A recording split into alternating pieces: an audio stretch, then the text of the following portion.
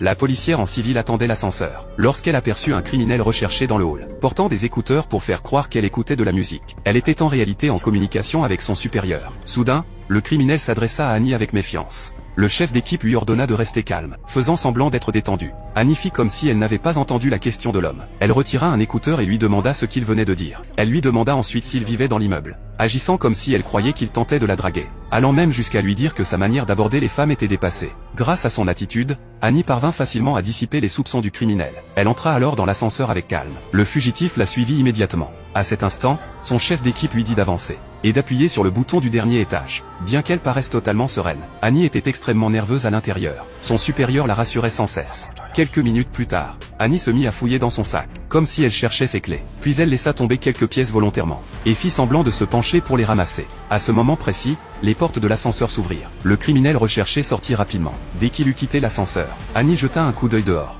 et transmit immédiatement la position du suspect à son chef d'équipe. Après avoir donné l'information, elle recula dans l'ascenseur, toujours en feignant de ramasser les pièces. Mais contre toute attente, le fugitif revint soudain dans l'ascenseur.